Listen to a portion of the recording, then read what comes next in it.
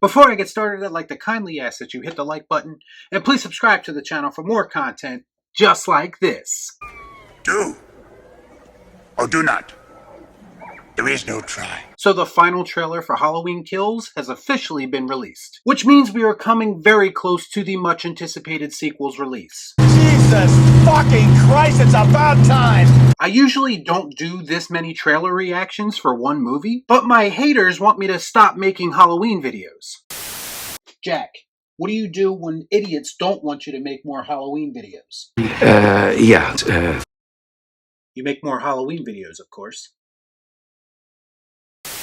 Once again, this is just going to be my final thoughts. I'm not going to be actually watching the trailer and reacting to it. Sorry to disappoint if that's what you're looking for, but I find reaction videos like that to be insufferable. Like everything I do, I like to actually think about what I'm going to say.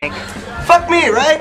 As for the trailer itself, at the start of it, we get a glimpse at two returning characters from the original Halloween. First, we see grown-up Lindsay Wallace, who is very aware of the threat that is Michael Myers, is still at large. I'm assuming she's going to be part of the mob that uprises and goes after Michael. We also see Nurse Chambers from Halloween 1, and she's in a vehicle with a couple of other people, and Michael's trying to smash his way in. I assume when we see this in the movie, it's going to be a chance encounter, considering this new timeline is clearly trying to establish that Michael has no connections or motives. It seems like they're just trying to portray him as a force of nature, which is the best way, honestly. Either way, things don't look good for Miss Chambers in the trailer. I'm too old for this shit.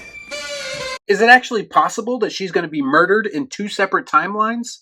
Boy, that's bad luck. This trailer does feature some more of the more traditional Halloween musical cues, which is welcome by me because I wasn't really a fan of the more orchestral violin version of the theme that was in the first trailer. Early on, Laurie is clearly convinced that Michael died in the house fire. In a tragic twist of fate as she explains her case to her family, we see shots once again of Michael escaping the house and murdering all of the firefighters. One thing that has not changed about Michael, no matter how many times you reboot this franchise, just when you think you have the best of him and you finally put him down, he will always come back for more.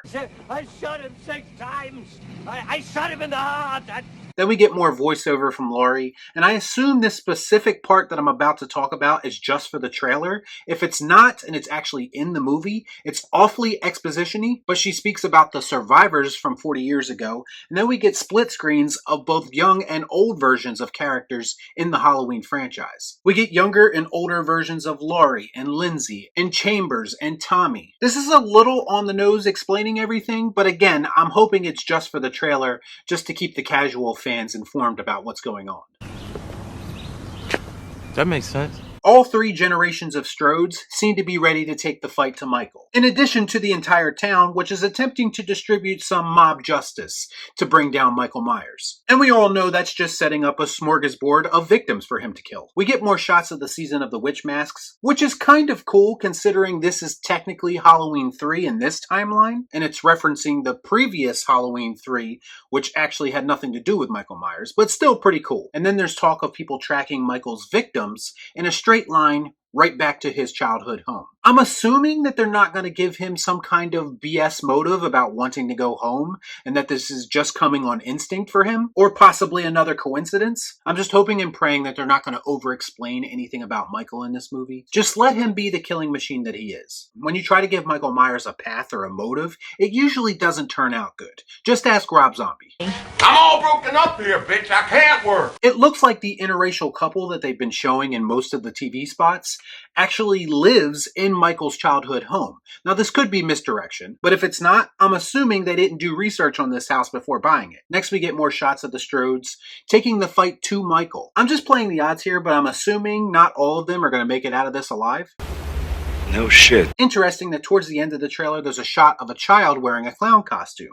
It's the same clown costume that Michael was wearing when he killed his sister in the first movie. Now, this could be some kind of reenactment of the events from the original movie, or an expansion of those events, or it could just be an Easter egg and just some random kid happens to be wearing the same costume that Michael wore when he was young. I'm inclined to believe it's just an Easter egg, but we'll have to wait and see. Laurie clearly states at the end that she wants to remove Michael's mask so she can watch the life leave his eyes. If he dies, He does. All that's going on has clearly put Laurie in a dark place. And we do know that his mask does get removed at some point because in one of the other trailers or TV spots, the granddaughter is holding the mask and taunting him. I have to say this, for the love of everything holy, I really hope that they don't show his face in this movie. It'll ruin the illusion. Again, Michael Myers should be as mysterious as we could possibly make him. And that pretty much does it for the final trailer of Halloween Kills. I have to say, I definitely prefer this trailer over the previous ones. I think the more traditional music makes it feel a little bit more in tone with what I was hoping for. We all know that music is everything in movies, especially in Halloween. I could have done without the on-the-nose split-screen exposition part of this trailer, but again, I think this is done for more casual fans who might not recognize these characters on name alone. And again, it's establishing that connection with the original movie. Overall, I'm sincerely looking forward to Halloween Kills. I'm obviously a big fan of the franchise, and I think the fact that the critics are hating it is actually making me want to see it even more.